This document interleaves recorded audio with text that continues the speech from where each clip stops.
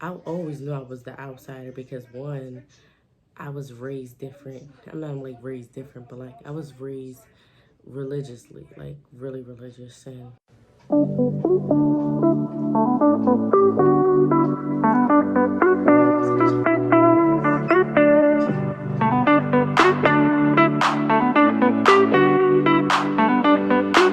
I've been working on self-confidence. I've been working on manifestation, being a better parent, being a better mother, daughter, sister, whatever the case may be. Like I just been working on all around things. And as far as my mental health, that's been the biggest struggle. I as videos I've made, you know that I suffered through certain physical health also. However, that is not the case for this video. The case for this video, I made it because I wanted to basically... So, although I'm new, but I'm not new to YouTube, I've been doing YouTube, or trying to do YouTube for the past 5, 6, 7 years. The fact of the matter is, I had to go back and get my son.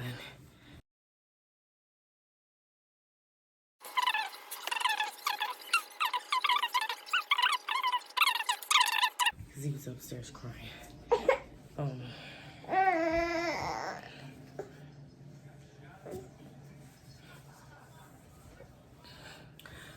Yes, I still breastfeed and he's 1. I'm still learning to wean him off. However, it didn't happen yet. So where was I at? Okay. So basically when I was in 6th grade, I had this friend that she basically it was like, let's say 1, 2, 3, like 3 or 4 of us that actually hung out.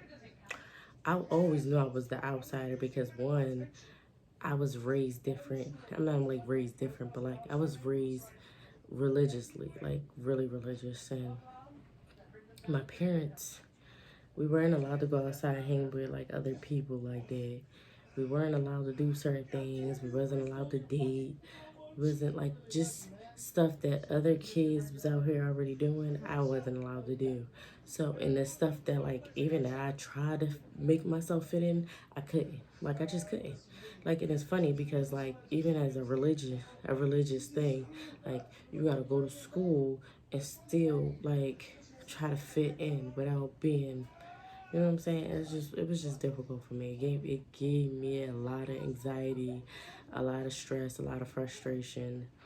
To this day, I don't do religion. I just don't. I believe in God, just don't do religion. I can't. It was a lot for me, and it gave me a lot of stress. However, however, I got into it because I guess me trying to fit in wasn't working.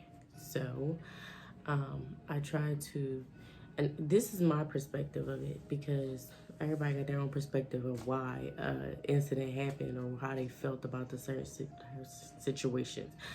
But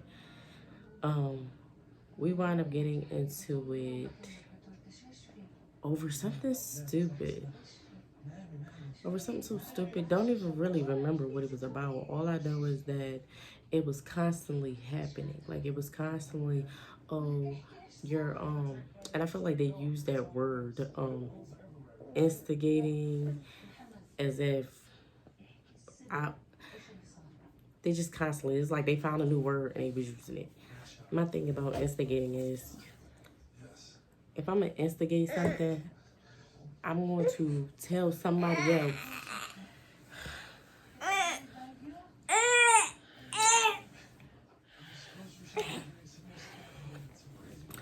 I'm going to tell somebody else something somebody else did so that they could go and say something to somebody else. That's not what I did.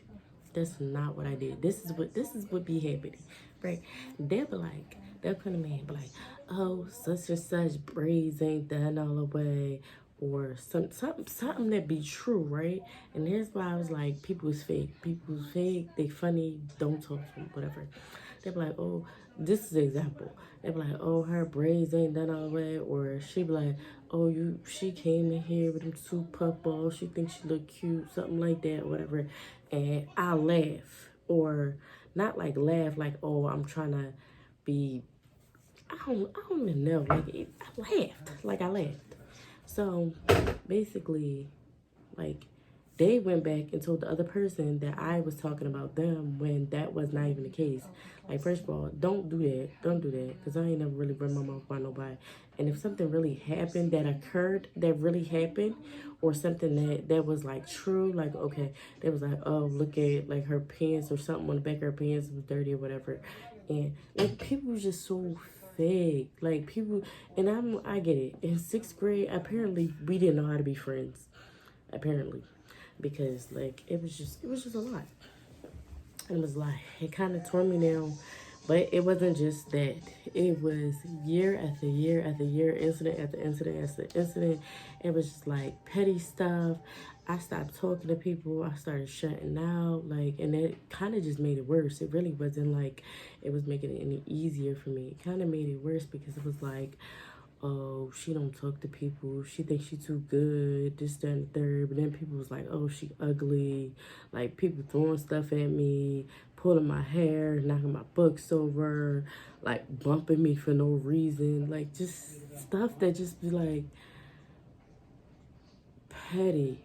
Like, girl shit petty. And it was just annoying. Like, it got to the point that it diminished my self-esteem so bad that I always had stomach aches. I always had headaches. I always went to the nurse, always went home. I was so stressed out. I really thought that, like, now as far as my stomach pain, I really thought that my stomach was hurting because something was seriously wrong with me. Like, I'm like, oh my God, my stomach. But not now realizing that it was all anxiety. Like, it was all just built up stress, and I didn't know what to do with it. Really didn't know what to do with it. So, from there, went to my 9th grade year. I'm sorry, the same year. Went from 6th to 6th, 7th, 8th. I basically just kind of shut down. Was still bullied, still getting all the same treatment, but still shut down. I didn't really want to talk to nobody. There was no point in me talking to people. Like, it really wasn't. Like, y'all, everything I said or I did, it was turned, it was twisted, it was manipulated into things that really wasn't. And I was never that person. I was never even intended to be the type of person that they were trying to make me out to be. And it was what it is. And although I did try to fit in, and it wasn't to be like, oh, I was trying to be a different person. I was literally trying to be seen. Like, I just wasn't not now. I ain't want no attention, no extra attention. I just wanted the same attention y'all's fucking getting. You know what I'm saying? Like, it wasn't different. 8th grade, I wound up getting. I didn't go to 8th grade. I'm lying. 8th grade year, I got homeschooled. That was shitty. I wound up getting left back because that didn't work out. So I went to another school after that year, but I didn't go to that school. I went to a different school, and I wound up going. You know, it was some obstacles, but I wound up getting through it or whatever. I made like a couple friends, whatever. I did make a friend, and that wound up turning to shit. That next year in 9th grade, we all went to high school. And the girl that I became friends with in school, she wound up saying that I was hanging with somebody else, and it was making her feel some type of way. I don't even know the real reason why me and her got in a fight. Like, it's just like so petty. Like, and the fact that certain people on the outside, like, oh, I'm used to fighting, that's what we do. Like, it wasn't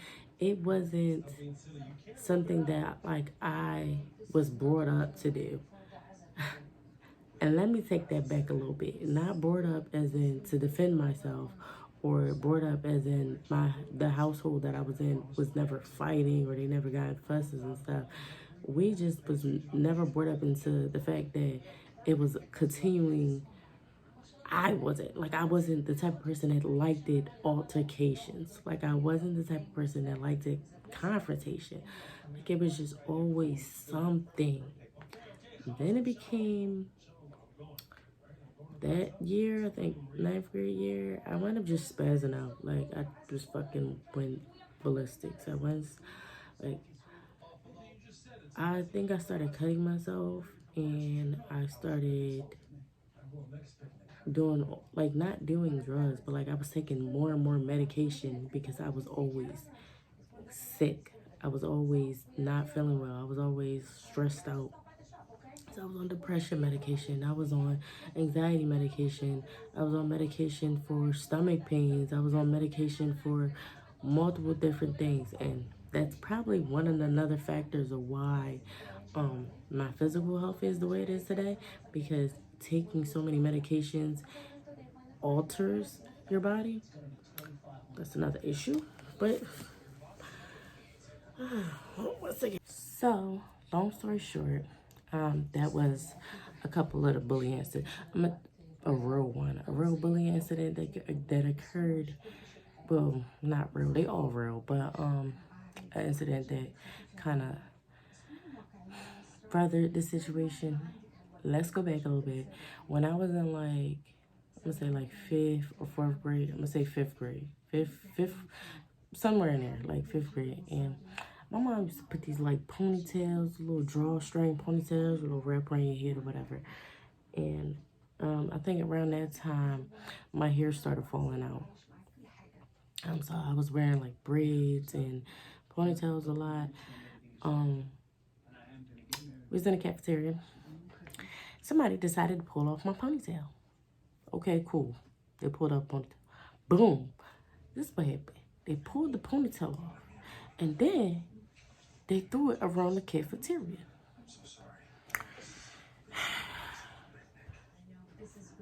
Thinking back, I probably should have left out the cafeteria. But I did. I sat there and watched them, people screaming, talking about it was a rat on the floor, and that the boys would get up and they was kicking it around and shit like that. I'm gonna tell you what topped it off. We get back to class, right? I still ain't have my ponytail. Get back to class, and the teacher comes in there and gives me my fucking ponytail in a plastic bag in front of the class. And I'm just like, are you serious? Like, you could at least pulled me out the class, gave it to me. Like, it was just a lot. It was just a lot. And to some people, they were like, oh, that wasn't a big deal, or this, that, and the third. But, like, being though this was, like, every day, constantly, things happening, I could not focus in school. I could not concentrate. I couldn't even figure out my work. And to this day, I'm so distracted with anxiety. I don't even know why certain things bother me so much. And I didn't realize it until trying to go over the things that I went through with my trauma. I didn't even know that it was trauma that was the reason why I felt like I wasn't moving forward in my life as much as I was. Like, I just felt like I wasn't going anywhere. And the reason why I wasn't was because I kept stopping myself. Like, I kept trying to prevent myself from getting further hurt than I was. So I kept, like, backing down from things that I probably knew I could do and that I was capable of and who I was, and I just didn't do it. So let's push it forward to the family trauma and the emotional and physical abuse. That all was occurring at the same time that I was being bullied in school. So my mom and dad, I guess they had their own situation, and they were arguing and fussing. I'm about 4 to 5 times a week. So it didn't, that per se didn't really bother me. It was the stuff that I heard them say, like that I heard my dad say, and I realized, like, I used to ask him, like, did you even want to be a father? Like, certain things you said it didn't add up to me. And then the thing that my mom wasn't really emotionally connected, like she was there, but she wasn't. And it kind of scares me because, like, some of those things, the traits that I seen in her when I was younger, I see myself do with my daughter, and I have to catch myself, like, damn, like, why do I react to her like that? Not necessarily in an abusive way, but it could be emotionally distraught if if I didn't realize it. You know what I'm saying? Like, if I didn't realize that certain things, that how I react to her, and it shouldn't have been a reaction. I should give her a response to the things that she does. And just because she do something wrong doesn't mean that she always have to have a consequence for it, or a negative consequence for it. You know what I'm saying? Like, it didn't have to always be like that. And that's kind of how I grew up. Like, oh, you did this, so you're gonna get a beating, or you're going to, like, a beating. I was about this one beating that, like, she sat on me, on my chest, on the kitchen floor, and beat me with a cable wire. I remember that one incident, like, real clear. And I'm gonna tell you why it happened. Me and my brother are like 18 months apart. And we was arguing about something. Don't remember what the argument was about, but I know that I was playing Switch. So he said something. And I was like, if you do it again, then I'm gonna throw this roll of paper towel at you. Boom, he did it again. So I threw the paper towel at him. This is what she did. She hopped up, pulled my hair, dragged me to the floor, and then sat on my chest and was beating me for cable. Like, I don't even know where she got the wire from, because we was in the kitchen. So I'm so confused. But I remember because I couldn't breathe. And I was laying, like, kind of by the oven area, whatever the case may be. I know that was like a drastic scene for just throwing a paper towel, the roll of paper towel, but it's stuff like that occurred a lot. The physical trauma was I'm gonna consider that physical, but it really wasn't the physical that I was talking about. That was more emotional for me. I don't know why it hurt me so bad, because I got a lot of beatings from my mom, a lot. But my dad, I don't even know how to say this. A lot of things occurred, and I'm gonna just say it like that. A lot of things occurred that nobody knew about, and people looked over and brushed over. And I'm gonna say, during the time that all this was up, mind you, I'm being bullied at school, and then I come home and I'm not gonna say I was taking it out, like, at home. I just was, like, stressed. Like, it was just, I'm going home, and then we had to go over being religious. I felt like it was being fake. Like, I don't know. I wasn't myself outside the home. I wasn't myself inside the home. I didn't have a comfort space, a zone. So I think around, like, in 10th grade, that's when things really got bad, because I started, like, running away a lot. But before 9th grade was the year, before 10th grade was the year that I knew for sure that I really didn't want to do religion. Like, I was still holding on to it, but I wasn't, like, into it. Like, I was still trying to focus on why these things was occurring. And I'm not talking about just the things that was happening as far as the trauma and stuff. I'm talking about, like, things in life that I just didn't understand, and just my religious aspects. However, what was I saying?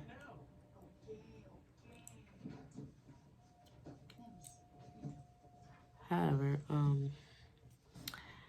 and things just start shifting. I wound up dating, even when I was supposed to date, talking to this one particular person that for years I still was in love with. But yeah, I started talking to this particular person. I'm trying to sum everything up because there's a lot happened. But he wound up going away. And I wound up getting raped by my best friend's boyfriend at the time. And to this day, she doesn't know. Don't ask me why. I just haven't. Anyway, so he lived across the street, and a lot has occurred from the time that I met them, and I'm gonna say them because him and his family. I met them, and to the time I moved away. From the time I ran away, because I literally I moved to North Philadelphia with my uncle, where I tried to stay there. So, when that incident occurred, and I never told the guy that I was talking to, well, the boy I was talking to at the time, I never told him. I didn't tell my friend. I didn't. Only person that I told was one of my closest friends and my niece at the time, because she actually was there. She actually was there when it happened. Like not in the particular room, but she was actually there when it happened. So like when I was crying, she was right there. And crazy thing is, me and her 6 years apart. So think about that, right? I'm 16, 15. She was 10. A lot to put on a 1 year old. I mean, so 1 year old, a 10-year-old, right? Not thinking that it was a lot for me. People ask me why didn't I tell my friend. It was a lot of reasons. I didn't know what to do.